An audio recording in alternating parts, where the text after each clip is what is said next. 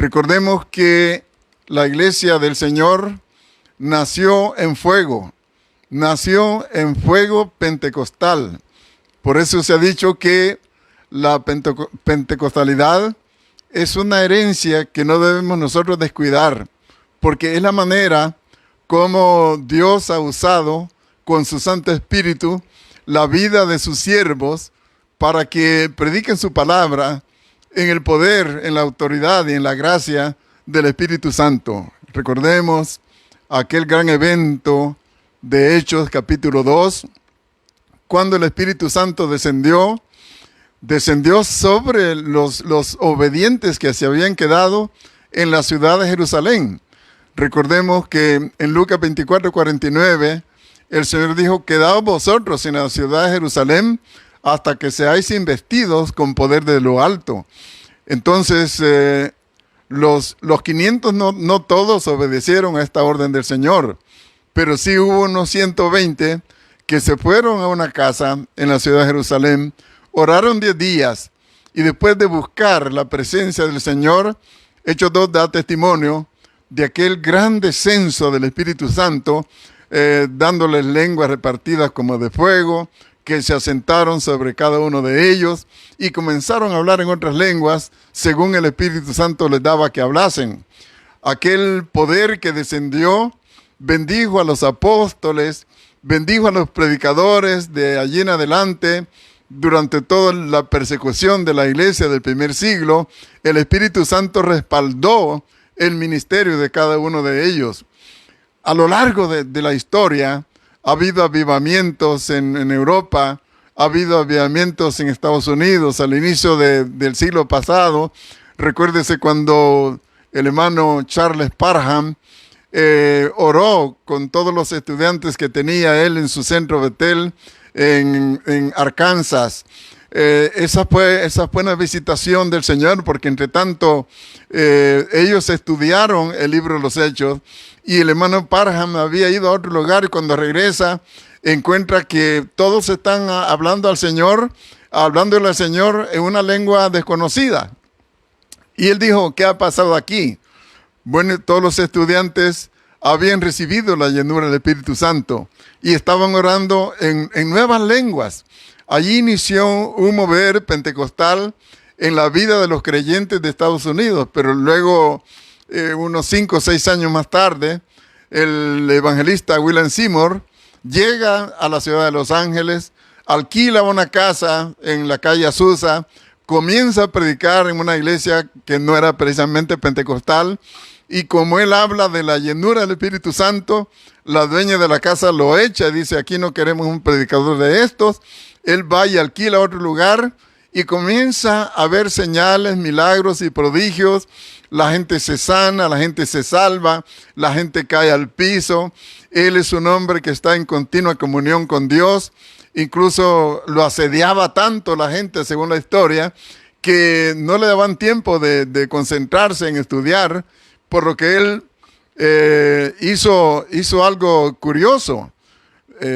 Lo que hizo, hermanos y amigos, fue que agarró él una caja de cartón, y entonces se cubría de esta manera para demostrar que no estaba al alcance de la gente, sino que estaba en comunión con Dios. Eso le permitía a él acercar su alma a Dios y recibir el mensaje. Ese día se dice que él predicaba de 4 a 6 veces diarias. Pero el Señor levantó un movimiento allá en la calle Azusa, que la gente venía de diferentes lugares del mundo a recibir la bendición.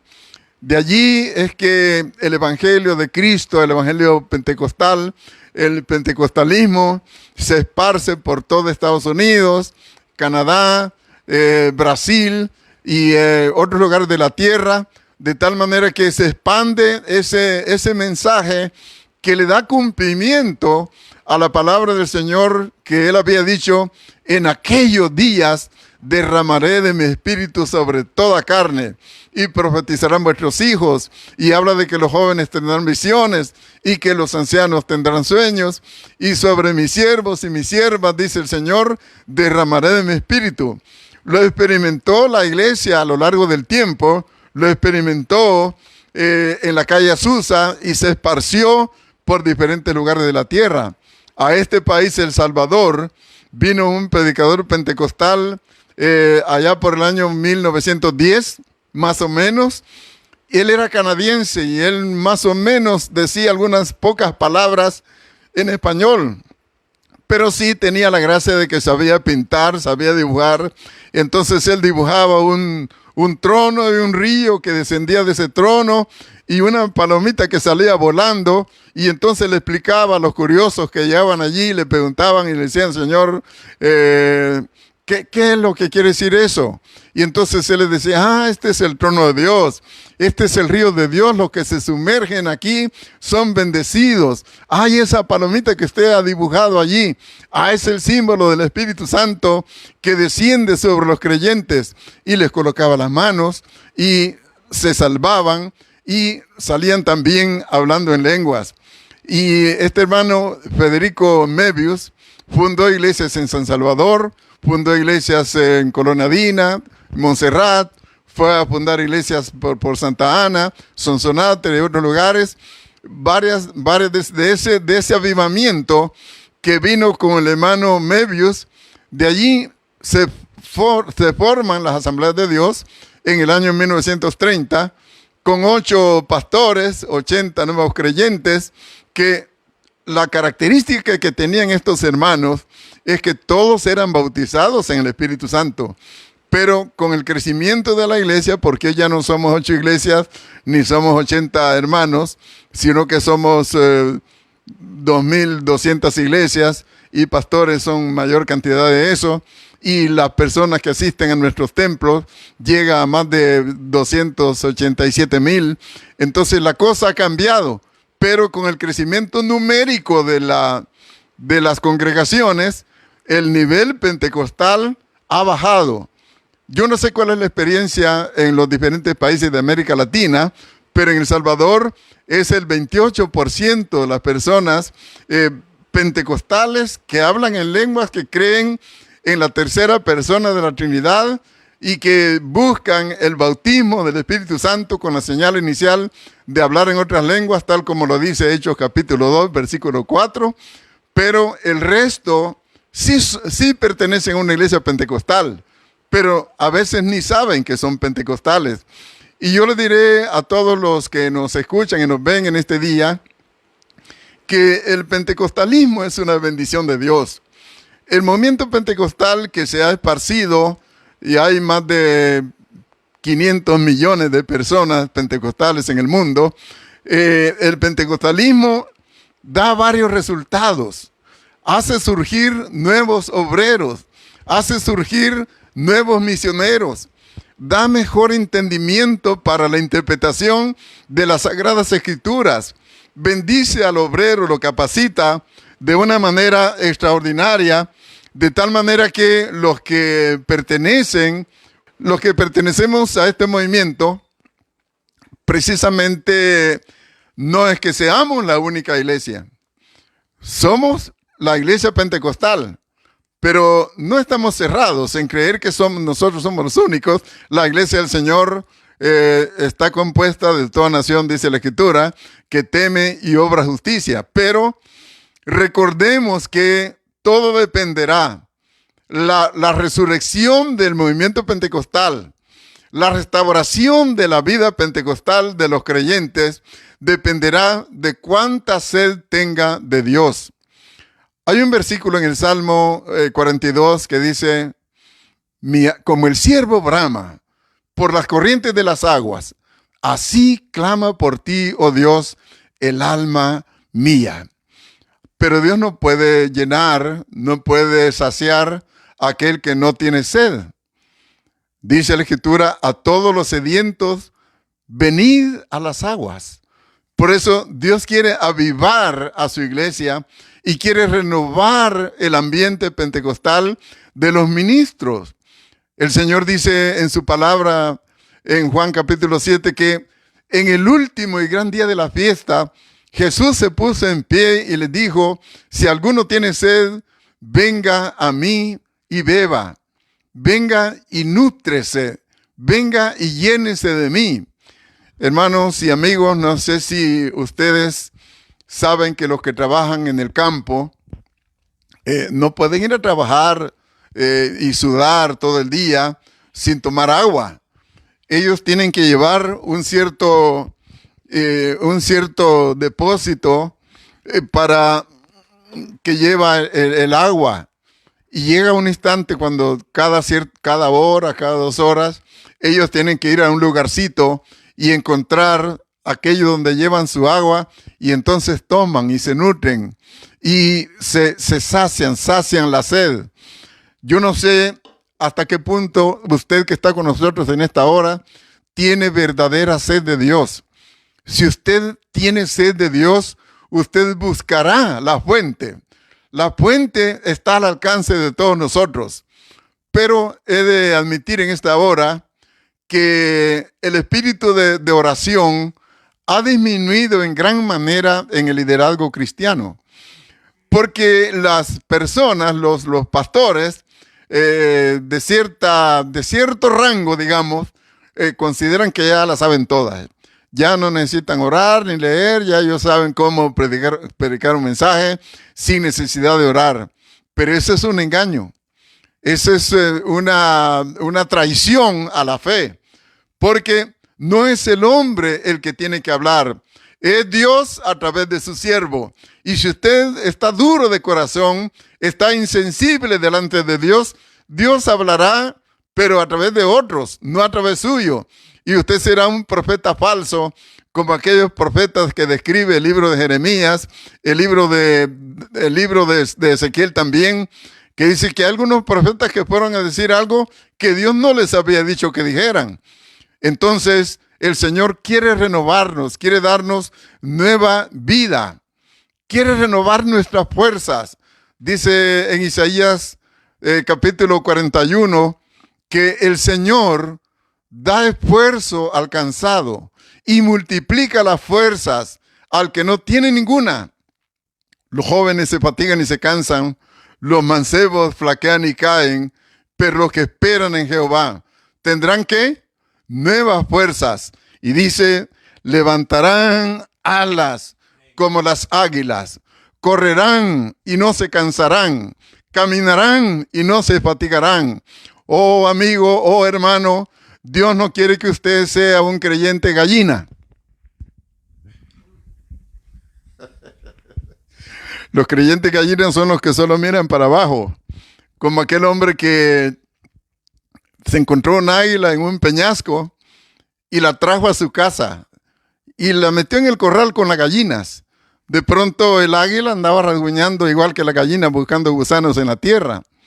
Pero un día llegó un visitante y le dijo al dueño de la granja, señor, ese sabe que usted tiene allí. Le dijo, no es para que esté rasguñando ahí en la tierra, es para que alce vuelo. Y tomó el águila y la llevó al peñasco y entonces la lanzó al aire. Y el águila alzó vuelo, extendió sus alas, se acordó que tenía espíritu de águila. ¿Qué clase de espíritu tiene usted? Si tiene el espíritu de gallina, no verá hacia arriba. Buscará en la tierra y no hallará nada, pero no alzará los ojos delante de Dios. Y la Escritura dice, mi socorro viene de Jehová, que hizo los cielos y la tierra.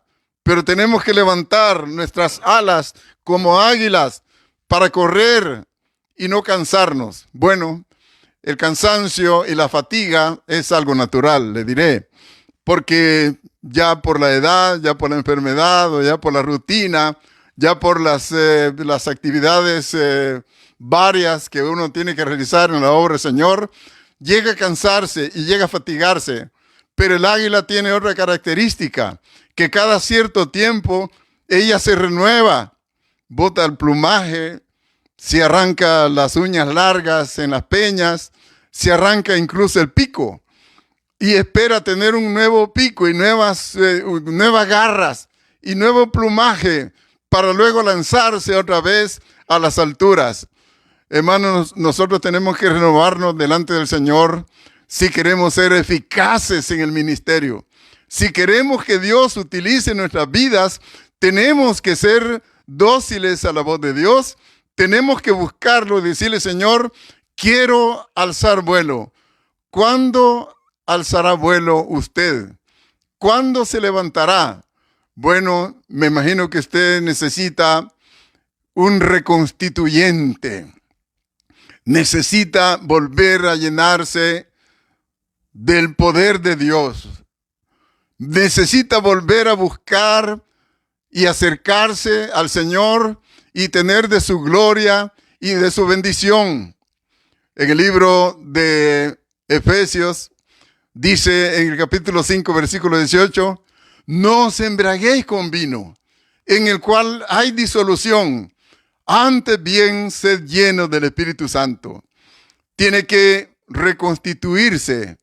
Nosotros a veces somos como el enfermo que está recién convaleciendo de una enfermedad. Yo no sé si en todos los lugares de la tierra entienden lo que es convalecer de una enfermedad. Uno que ha estado en cama grave, pero luego se sana, pero queda todo debilitado. A veces no puede ni siquiera levantarse.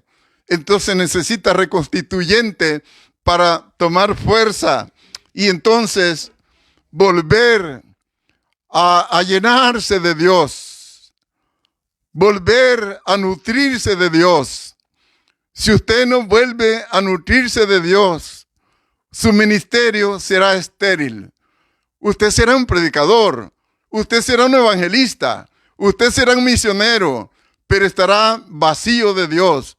No os embriaguéis con vino, en el cual hay disolución, es decir, el vino enloquece, el vino entontece, pero el fuego de Dios, el Espíritu Santo de Dios, ese no nos enloquece, no nos entontece, al contrario, nos aviva, nos renueva, nos da nueva luz, nos da nueva revelación, pero necesitamos volver a llenarnos, volver a saciarnos, volver a saturarnos de la gracia y de la bendición del Señor. Cuando nos pide que seamos llenos del Espíritu Santo y no del vino y del mosto, dice que seas continuamente lleno del Espíritu Santo. No es que hay cristianos que hablaron en lenguas el día que recibieron el bautismo del Espíritu Santo, pero de ahí se les olvidó aquella experiencia. Yo recuerdo que cuando estudiaba mi primer año en el Instituto Betel en la ciudad de Santa Ana, las semanas de oración en aquel tiempo duraban 5 días, de lunes a viernes. Y bueno, los 60 estudiantes comenzamos el día lunes en la noche la semana de oración. Muy lindo todo. El día siguiente, culto mañana, tarde y noche. El siguiente día, culto mañana, tarde y noche. Y la gente recibía de bendición. Y los jóvenes estudiantes eran llenos del Espíritu Santo. Pero yo cada día que pasaba estaba más helado, más helado. Y me entró una aflicción hasta que le dije al Señor, Señor, yo de este retiro no salgo. Porque si tú no me llenas, yo no puedo salir ya. Yo ya tenía una pequeña iglesia que me habían dado. Pero recuerdo que el día viernes, que la actividad finalizaría en el culto de la noche, yo decidí todo ese día no ir a comer, ni a desayunar, ni a almorzar, ni a cenar. Yo me quedé postrado frente al altar ahí del templo de Betel de la ciudad de Santa Ana. Y bueno, el culto de la noche, que era lo último, pasó, terminó, y yo no recibí nada, yo seguí igual. Pero luego, cuando ya la gente se estaba despidiendo, yo tenía mis manos levantadas, pero ya estaba cansado, y llegaron 2 pastores, y me dijeron, Jeremías, no estés afanado ni afligido. Si el Señor te quiere bautizar, te bautizará. Si tienes algo que confesarle al Señor, hazlo ahora. Y luego levanta las manos al cielo y el Señor te dará lo que tú estás pidiendo. Yo levanté las manos, los 2 me colocaron las manos en la cabeza, yo estaba hincado y ellos me hicieron arrodillar y topar la cara al suelo y había uno de ellos que tenía como que eran las manos de Tyson, me las colocó y me hundió así, y yo en vez de sentir bendición, sentí como ira. Pero el otro hermano me decía, hermano, el Señor te quiere bautizar. Luego, de allí en adelante, cuando yo me levanté, yo sentía como un fuego que ardía en mi cuerpo y les quería dar las gracias a ellos que se habían interesado para que yo recibiera el bautismo del Espíritu Santo según la señal de Hechos 2:4. Pero lo raro es que yo no podía hablarles en el idioma español, sino que les hablaba en otro idioma. Y entonces ellos dos me decían, dale gracias a Dios, Jeremías, ya eres bautizado con el Espíritu Santo. Pero mucha gente recibe esta bendición de Dios y se queda en ese ambiente, luego se apaga. Yo conozco casos de personas que pasaron días enteros hablando en lenguas, a veces semanas enteras. Una hermana una vez en un campamento fue llena del Espíritu Santo y cuando llegó a su trabajo el día lunes a la oficina, les hablaban lenguas a todos los empleados y no le entendían. Pero ella mantuvo ese ambiente. Hermano y amigo que me oye y que me ve en este día, el Señor quiere nutrirle a usted. Quiere llenarle a usted continuamente. Quiere llenarlo, bautizarlo y hacer que usted hable en lengua. Pero quiero decirle que el propósito del bautismo del Espíritu Santo no solamente es hablar en lengua, levantar las manos, cantar bien, predicar bien, enseñar bien una clase del instituto bíblico o qué sé yo, hacer obra misionera. Es eso y mucho más. El Señor desea que nuestras vidas sean del agrado de Él. Ahora, ¿cómo vamos a lograr nosotros esa renovación? El Señor no es que quiera renovar el pentecostalismo. El Señor quiere renovar las vidas de los que practicamos el evangelio completo de Cristo salva, Cristo sana, Cristo viene y Cristo bautiza. Él quiere renovarle a usted, hermano, pastor, misionero, cualquiera que sea el desempeño que usted tenga en la obra del Señor. Es con usted que el Señor está tratando. Es a ustedes que en el Señor quiere renovar. Hay un versículo en el libro de Lamentaciones, capítulo 3, que después de que dice, ¿quién dirá que sucedió algo que el Señor no mandó? Luego dice, escudriñemos nuestros caminos y volvámonos a Dios. Y dice, levantemos nuestras manos al Dios de los cielos. Ahora, eso es lo que tenemos que hacer nosotros, escudriñar nuestro camino. Escudriñar quiere decir buscar, hurgar, investigar, ir al fondo, revisar. ¿Cuándo se ha sentado usted?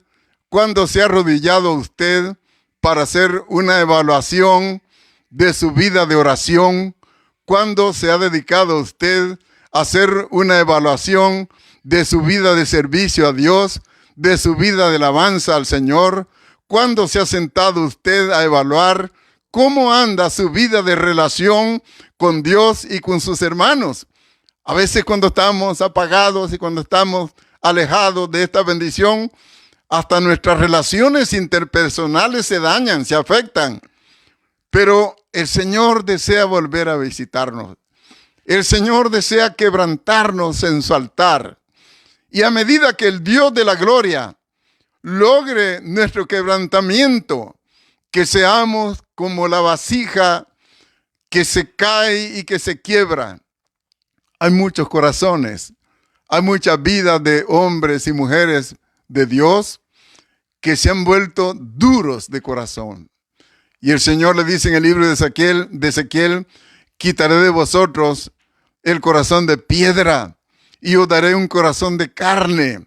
Entonces el Señor quiere renovarnos, quiere darnos nueva vida, nueva fuerza.